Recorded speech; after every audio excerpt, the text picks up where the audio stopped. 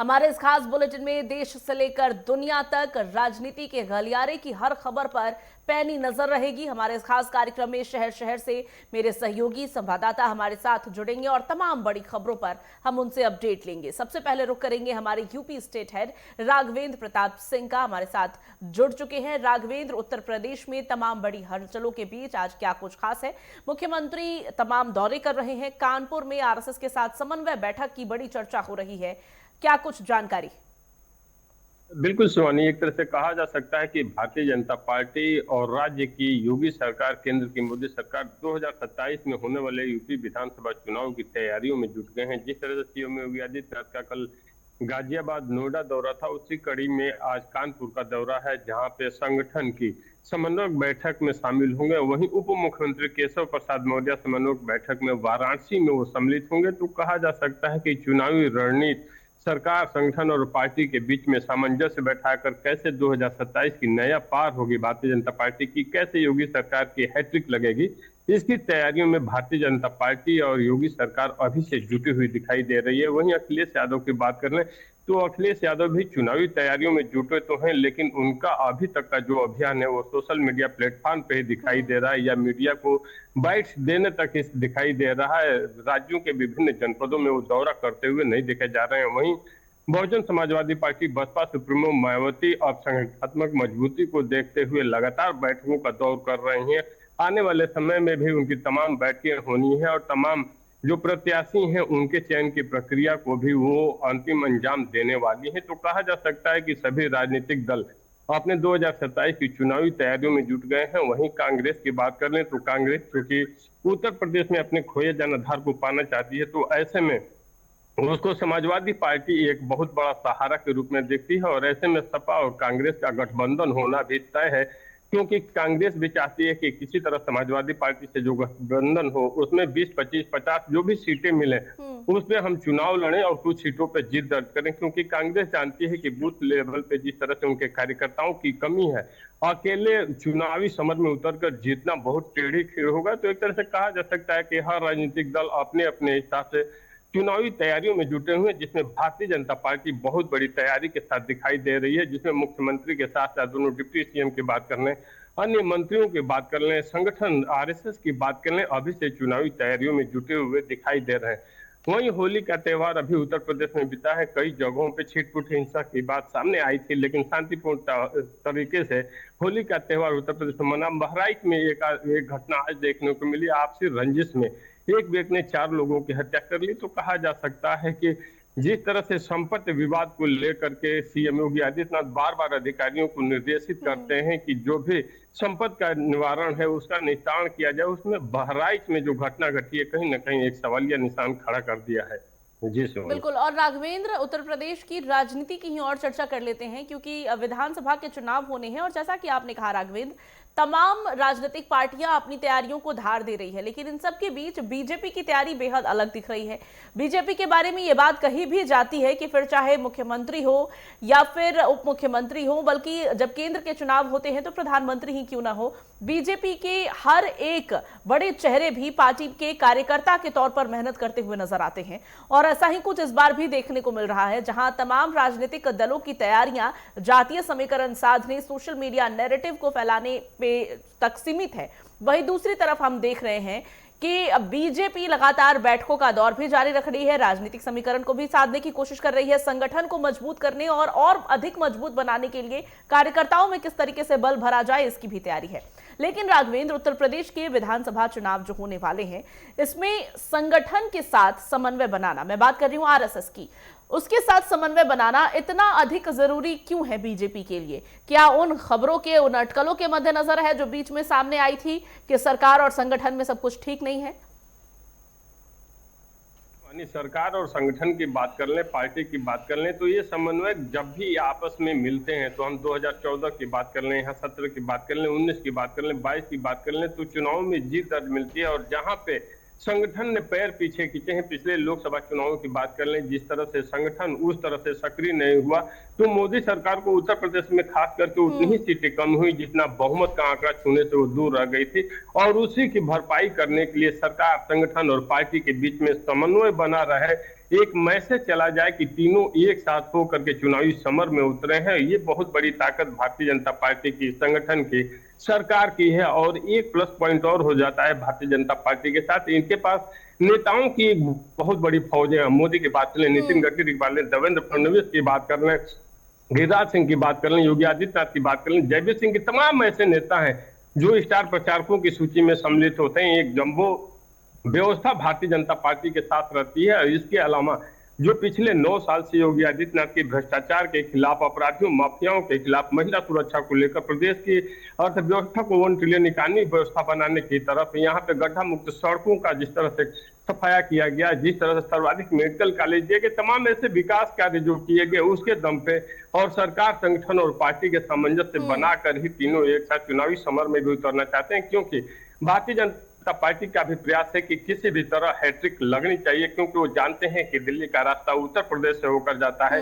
अगर केंद्र में भी हमारी सरकार चाहिए तो उत्तर प्रदेश को खोना नहीं है। और वहीं योगी आदित्यनाथ की साफ सुथरी छवि भी उसको बहुत बड़ा एक संबल बल देता है। और यही कारण है कि अन्य राजनीतिक दल जब तक जागते हैं, सोशल मीडिया प्लेटफॉर्म से अब जनता के बीच में जाने की कोशिश करते हैं, तब तक भारतीय जनता पार्टी की जो संगठनात्मक मजबूती है, हम आरएसएस की बात कर लें या यूपी योगी सरकार की बात कर लें या भारतीय जनता पार्टी की बात कर लें, तब तक वो आधी चुनावी तैयारियों को पूरा कर ली रहती है। और यही कारण है कि अन्य पार्टियां इसे सीख नहीं पाती हैं और भारतीय जनता पार्टी एक के बाद एक लगातार चुनाव बिल्कुल। जीत और रही है। चुनावी उत्सव की तरह पे चुनाव को मनाया जाता है भारतीय जनता पार्टी में। हर एक राजनीति और हर एक बड़ा चेहरा भी इस पार्टी का धरातल पर दिखता है, जनता के बीच दिखता है। कहीं ना कहीं ये बीजेपी की जीत के पीछे की सबसे बड़ी वजह होती है। और मुख्यमंत्री योगी आदित्यनाथ की बात करें तो पूरी कोशिश यही है कि जो हैट्रिक है सत्ता में लौटने की, वो लगाई जाए। हालांकि विपक्ष भी अपनी तैयारियों को पूरी तरीके से जोर और धार दे रहा है,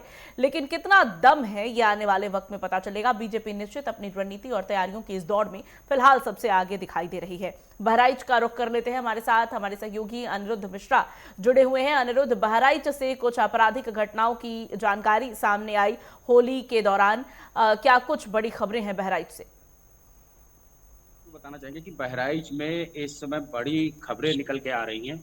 जो घास छीलने गई एक बच्ची को तेंदुए ने का हमला हो गया, तो वही दूसरे तरफ एक ईंट के भट्टे पर श्रमिक काम कर रहा था, तो उसको आग की चपेट में आ गया, जिससे वो झुलस गया।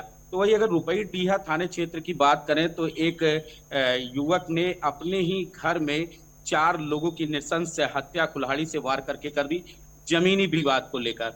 तो अगर हम रुपईडीहा थाना क्षेत्र की बात करें तो रुपईडीहा थाना क्षेत्र में एक युवक ने अपने घर में जमीनी विवाद को लेकर अपने पिता से झगड़ा किया और वाद विवाद इतना बढ़ गया कि उसने कुल्हाड़ी से वार करके 4 लोगों पर हत्या की। अपने पिता, अपनी माँ, अपनी बहन, अपनी दादी और यहाँ तक बगल में रह रहे अपने भाई जब चीख पुकार सुनकर बाहर निकले तो उनकी भी उन कुल्हाड़ी से वार किया, जिससे वो गंभीर रूप से घायल हुआ। और जब उसने भी अपने खुद को मारने की कोशिश की, जिससे ईंट से अपने आप को मारा, वो बुरी तरह घायल हो गया, जिसका इलाज लखनऊ में चल रहा है। बाकी कानूनी कार्रवाई में पुलिस प्रशासन कार्य कर रही है और उस पर कानूनी कार्रवाई कर रही है। अगर वही दूसरी तरफ देखा जाए कि घास छीलने गई एक 7 वर्षीय बच्ची आफरीन, जो बच्चों के साथ वो घास छीलने गई थी, थाना नानपारा क्षेत्र के घास छीलने गई जो बच्ची पर अचानक तेंदुए ने हमला कर दिया। खैरी घाट थाना क्षेत्र के ये बाजपुरवा में 7 वर्षीय आफरीन कुछ बच्चों के साथ जंगल में घास छीलने गई थी और तभी झाड़ियों से निकलकर तेंदुए ने उस बच्ची पर हमला कर दिया। बच्चों ने जब देखा कि तेंदुए ने हमला कर दिया, वो चीख पुकार सुनकर अपने आप को और बच्ची को बचाने का प्रयास किया और बच्चों की और आसपास ग्रामीण जब दौड़े, उनकी चीख पुकार और हांका लगाने पर वो बच्चा घायल अवस्था में बच्ची को छोड़कर जंगल की ओर भाग गया और गन्ने की खेत में लुप्त हो गया। घायल बच्ची को उसके परिजन नजदीकी स्वास्थ्य केंद्र ले गए, जहां से उसकी हालत गंभीर देखते हुए मेडिकल कॉलेज रेफर कर दिया, जहां उसका इलाज जारी है। तो वहीं अगर दूसरी बात करें कि थाना नानपारा ही तहसील के क्षेत्र के एक हरदी थाना क्षेत्र है के नसीबपुरवा में ईट का भट्टा जो थाना नानपारा क्षेत्र में जनता ईट भट्टा में एक श्रमिक काम कर रहा था और कोयले की भट्टी में कोयला झोंक रहा था, तभी वो आग की चपेट में आ गया, जिससे वो गंभीर रूप से घायल हो गया और उसका भी इलाज मेडिकल कॉलेज में जारी है। जी, तो कुल मिलाकर बहराइच से कई खबरें हैं, आपराधिक घटनाओं की खबरें हैं और मानव वन्य जीव संघर्ष की खबरें सामने आ रही है। अनिरुद्ध, सवाल रहेगा कि बहराइच से इस तरीके की खबरें अब बहुत आम हो गई है। तेंदुए का हमला, गुलदार का हमला, वन विभाग की तरफ से क्या कार्रवाई की जा रही है और क्या बिल्कुल भी संज्ञान नहीं लिया जा रहा लोगों की गुहार पर? जैसे कि वन विभाग के डेपो ने बताया कि खबर मिली और ड्रोन कैमरों से निगरानी की जा रही है। जल्द ही ग्रामीणों को राहत की सांस मिलेगी, पिंजड़ा लगाया गया है, तेंदुए की खोज की जा रही है। और तो वहीं अगर यहाँ पे जंगली जानवरों का हमला लगातार हो रहा है, उसका सबसे बड़ा है कि जंगल से सटे गांव हैं और जंगल से जब जानवर को भूख लगती है तो वो रईसी इलाकों में भटकते भटकते आ जाते हैं और जहां पे वो इंसानों पर हमला करते हैं और मासूम और बुजुर्गों को अपना निवाला बनाते हैं। ठीक है अनिरुद्ध की रिहायशी इलाके में जंगली जानवर आ घुसते हैं, लेकिन किस तरीके की वन विभाग की तैयारी है, किस तरीके से आए दिन इस घटनाएं आम हो गई है और लोगों को राहत नहीं मिल पा रही है, निश्चित इस बात के संकेत मिलते हैं कि तैयारियां और होनी चाहिए ताकि मानव जीवन का संरक्षण वहां पर बेहतर तरीके से हो सके। क्योंकि कभी किसी बुजुर्ग महिला की इस तरीके से लाश मिलती है, कभी एक बच्ची गंभीर रूप से घायल हो जाती है। ऐसी घटनाएं अब बहराइच से बेहद आम हो गई हैं। निश्चित वन विभाग को इस दिशा में और ध्यान देने की जरूरत है और एहतियातन और कदम उठाने की जरूरत है। फिलहाल आगे बढ़ेंगे रिपोर्टर लाइव में और अब देहरादून का रुख कर लेते हैं। वहां से हमारे सहयोगी उपेंद्र सिंह राणा हमारे साथ जुड़े हुए हैं। उपेंद्र, देहरादून में बजट को लेकर तमाम राजनीतिक घमासान देखने को मिल रहा है, राजनीतिक पारा हाई है, जहां विपक्ष लगातार इस बात को दोहराते हुए नजर आ रहा है कि जानबूझकर बजट सत्र का जो समय है, जो अवधि है, उसको कम रखा गया है क्योंकि सरकार सवालों से बचने की कोशिश कर रही है। बजट के इर्द गिर्द प्रदेश में और क्या कुछ राजनीति देखने को मिल रही है और इसके अलावा भी उत्तराखंड की तमाम बड़ी खबरों का जिक्र करेंगे। देखिए, अगर बजट सत्र की अगर बात की जाए तो जिस तरीके से सरकार ने 9 मार्च से 13 अप्रैल के बीच बजट सत्र जो है वो रखा है और उसको लेकर विपक्ष जिस तरीके से पहले से ही सवाल उठा रहा है कि काफी कम समय जो है वो रखा गया है। 9 मार्च से 13 मार्च, अगर 9 मार्च की अगर बात की जाए तो पहले दिन जिस तरीके से अगर बात की जाए तो 9 मार्च को बजट की शुरुआत, सत्र की जब शुरुआत होगी तो राज्यपाल के अभिभाषण के बाद पहला दिन जो है उसी पर चला जाएगा और दूसरे दिन अभिभाषण पर चर्चा होनी है, तीसरे दिन जो है बजट सदन के पटल पर जो है वो रखा जाएगा। और ऐसे में जो विपक्ष का ये कहना है कि जो प्रश्नकाल रहता है, जो विधायकों के सवाल होते हैं अपने विधानसभा क्षेत्रों के, उन प्रश्नों को जो है वो नहीं जो है वो रखा जाता है, उन पर सवाल जवाब नहीं हो पाते हैं। खास तौर पर उन्होंने मुख्यमंत्री को लेकर भी सवाल किए कि वो सोमवार का दिन जिस तरीके से जो आरक्षित मुख्यमंत्री को लेकर जो रखा जाता है कि वो अपने विभागों के जो है वो जवाब दें, सरकार किस तरीके से काम कर रही है, वो दिन जो है वो अभी तक इन 5 साल सरकार को होने को है, लेकिन अभी तक वो सोमवार का दिन जो है अभी तक नहीं आया और सोमवार के दिन कभी भी जो है जिस तरीके से सत्र नहीं चलता है। तो ऐसे में उनको लेकर जो है वो सवाल उठाया जा रहा है। साथ ही उनका ये मानना है कि जो सत्र की अवधि है उसको जो है और बढ़ाया जाए ताकि जो एक लोगों की जो इच्छा होती है कि सदन के अंदर जो है उनके विधायक प्रश्न रखे, तमाम सारे जो विकास कार्य की योजनाएं हैं उनको जो है सदन के पटल पर रखा जाए, उस पर कोई चर्चा नहीं होती है। हालांकि सरकार का ये कहना है कि इन 5 दिनों में जो है ये बजट सत्र जो है वो होगा, अगर जरूरत पड़ी तो सत्र की अवधि जो है वो उसको बढ़ाया जो है वो जा सकता है। दूसरी ओर अगर देखा जाए तो जिस तरीके से बजट को लेकर कई सारे सवाल जो है वो उठ रहे हैं, हालांकि बजट को लेकर जिस तरीके से सरकार जनता के बीच जा रही है, उनसे राय मशवरा जो है वो कर रही है कि किस तरीके का बजट जो है वो होना चाहिए, लेकिन इस पर सवाल ये भी है कि जिस तरीके से अभी तक जिस तरह 80,000 करोड़ रुपए जो कर्ज में अभी तक जो है राज्य जिस तरीके से जो चल रहा है, उसको लेकर सरकार का ये मानना है कि कर्ज लेना भी जरूरी है। और साथ ही दूसरा ये भी है कि अभी तक अब जो सरकार का ये मानना है कि जो आर्थिक सर्वेक्षण रिपोर्ट में आया है कि 80,000 करोड़ से ज़्यादा का कर्ज जो है वो राज्य पर हो चुका है। और लगातार सरकार जिस तरीके से ये बात कह रही है कि बजट में जो है वो बढ़ोतरी की जाएगी, लेकिन दूसरी ओर जो है राज्य जो है वो कर्ज तले जो है वो दब रहा है। और जब जो राजस्व जिस तरीके से जो राज्य को मिलता है उसका 10% जो है वो कर्ज को लौटाने में जो है वो लग जाता है। तो ऐसे में जो है इससे विकास की गति को जो रफ्तार जो मिलनी चाहिए थी वो रफ्तार नहीं मिल पाती है। तमाम सारे सवाल जो है वो उठ रहे हैं, लेकिन अब बजट सत्र को लेकर सरकार पूरी तैयार है, पूरी तैयारी के साथ जुटी हुई है। गैरसैंण के भराड़ी स्टैंड में बजट सत्र होगा और धामी सरकार का ये अंतिम बजट जो है इस सरकार का होगा। तो इसको लेकर पूरी तैयारी जो है वो सरकार की ओर से की जा रही है। लोक लुभावना ये बजट जो है ये हो सकता है। दूसरी बड़ी खबर की अगर बात की जाए तो चारधाम यात्रा को लेकर भी सरकार की ओर से पूरी तैयारियां जो है वो की जा रही है। जिस तरीके से 19 अप्रैल से चारधाम यात्रा की शुरुआत हो जाएगी। 19 अप्रैल को गंगोत्री और यमुनोत्री धाम के कपाट खुलेंगे, 22 अप्रैल को केदारनाथ के कपाट और 23 अप्रैल को जिस तरीके से बद्रीनाथ धाम के कपाट जो है वो खुलेंगे। और ऐसे में चारधाम यात्रा की शुरुआत 19 अप्रैल से हो जाएगी। उसको लेकर पूरी तैयारी जो है सरकार की ओर से किए जा रहे हैं। प्रशासन की ओर से जो है वो तैयारी में जुटे हुए हैं।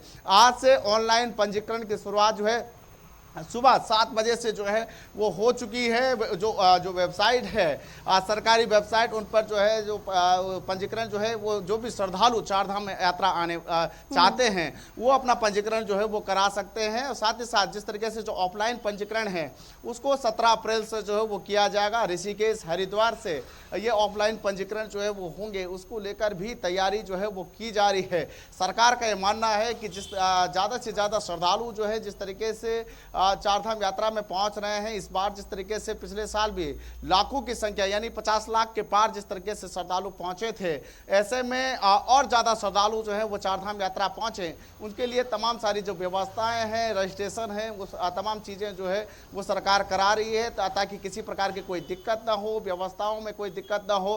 कितने श्रद्धालु चारधाम यात्रा जो है वो पहुंच रहे हैं, कपाट खुलने के समय कितने श्रद्धालु पहुंच रहे हैं, उन तमाम चीज़ों की व्यवस्थाओं को देखते हुए पहले से ही जो है वो रजिस्ट्रेशन जो है वो शुरू कर दिया गया है ताकि ये पता लग सके कि जो है कपाट खुलने के समय या उसके बाद कितने श्रद्धालु जो है वो धामों की ओर पहुंच रहे हैं। क्योंकि सबसे बड़ी चुनौती सरकार के सामने ये रहती है कि वहां पर कैपेसिटी कितनी है। खासतौर पर इसी से जुड़ा हुआ एक जानकारी लेंगे, इसी से जुड़ी हुई जानकारी।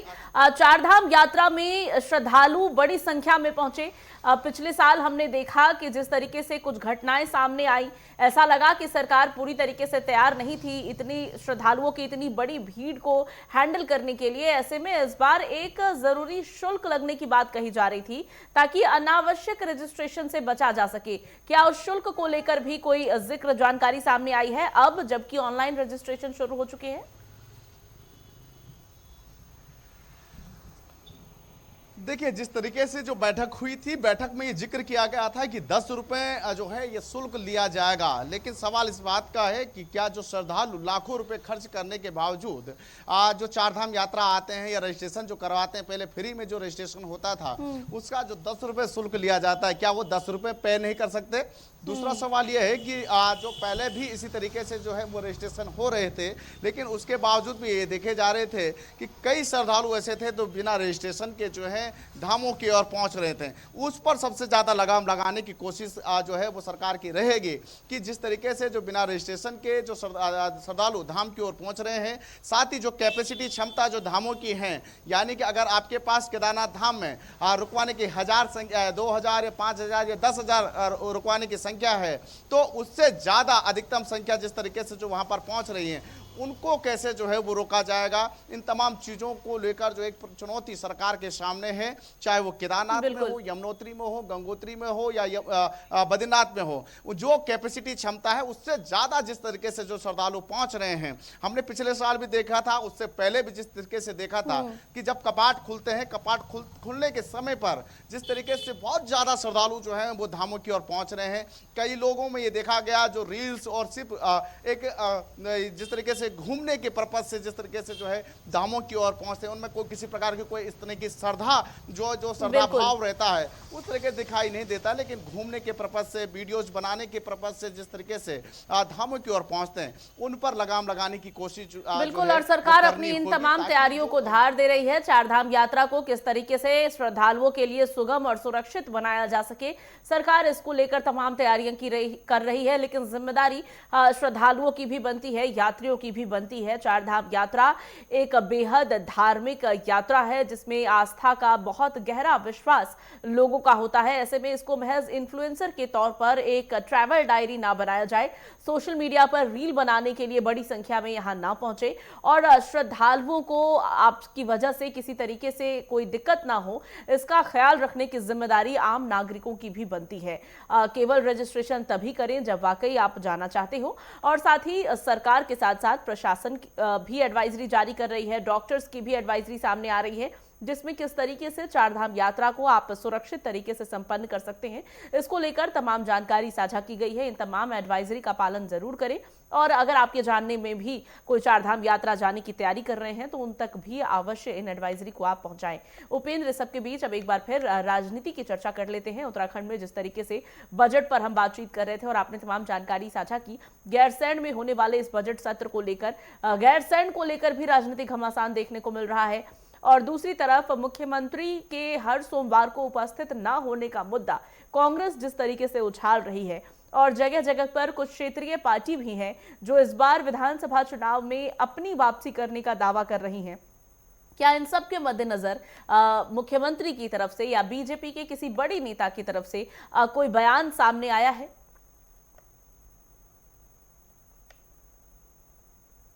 पहली बार नहीं है कि जब जो सरकार में मुख्यमंत्री रहते हुए जो है सोमवार का दिन जो निश्चित किया जाता है कि सोमवार के दिन जो है मुख्यमंत्री का दिन होता है, उस दिन जो है लोग चाहते हैं या जो सदन के अंदर जो विपक्ष है वो भी चाहते हैं कि तमाम जो मुद्दे जो मुख्यमंत्री के पास जो विभाग हैं वो अपने विभागों पर चर्चा करें और उस पर बताएं कि किस तरीके से जो है विकास के कार्य हुए हैं, क्या क्या काम हो रहे हैं, इन तमाम चीज़ों पर। लेकिन हर बार ये देखा जाता है कि सोमवार के दिन जो है सदन जो है वो नहीं चलता या उस दिन जो है अवकाश जो है वो घोषित किया जाता है। इन तमाम चीज़ों को देखते हुए विपक्ष उस पर जो है वो लगातार सवाल उठाता है और इस बार भी देखा जा रहा है कि बजट सत्र की शुरुआत जिस तरीके से होगी उस दिन भी सोमवार का दिन जो है वो नहीं रखा गया है, यानी कि सोमवार के दिन सत्र जो है वो नहीं चलने वाला है क्योंकि उससे पहले खत्म हो जाएगा। साथ ही साथ जिस तरीके से ये देखा जाए तो जो अन्य पार्टियां हैं वो भी तमाम सारे मुद्दों को लेकर जो है सत्र के दौरान जो है वो प्रदर्शन करते हुए दिखाई देगी और तमाम सारे सवाल जो है वो सरकार से करते हुए नजर आएगी क्योंकि वो जिस तरीके से जमीन तलाशने की कोशिश, चाहे वो यूकेडी हो या अन्य जो पार्टियां हैं और कांग्रेस भी जिस तरीके से धरातल पर जमीन तलाशने की कोशिश जो है कर रही है, उनके लिए ये एक बड़ा मुद्दा जो है वो हो सकता है। तमाम सारी जो चीज़ें हैं, चाहे वो विकास के मुद्दे हों या बेरोजगारी का मुद्दा हो, जिस तरीके से उत्तराखंड में भी विधानसभा के चुनाव होने हैं, उससे पहले तमाम राजनीतिक दल अपनी तैयारियों को दुरुस्त कर रहे हैं और अब जब आखिरी बजट सरकार पेश करने जा रही है तो ये मौका भी विपक्ष बिल्कुल नहीं जाने देगा। हर एक मोर्चे पर सरकार को घेरने की कोशिश होगी और कुछ सवाल इसमें जायज भी लगते हैं। हर सोमवार को मुख्यमंत्री का सदन में गैर हाजिर होना, अपने मंत्रालय के बारे में विपक्ष के सवालों के जवाब देने के लिए उपस्थित न रहना विपक्ष को एक बड़ा मौका जरूर देता है इस तरीके के सवाल करने के लिए। हालांकि इंतजार रहेगा कि बीजेपी की तरफ से इस पर क्या स्पष्टीकरण सामने आता है और ये भी देखने वाली बात होगी कि बजट सत्र के इर्द गिर्द किस तरीके से विपक्ष उत्तराखंड में मोर्चा संभालता हुआ नजर आता है।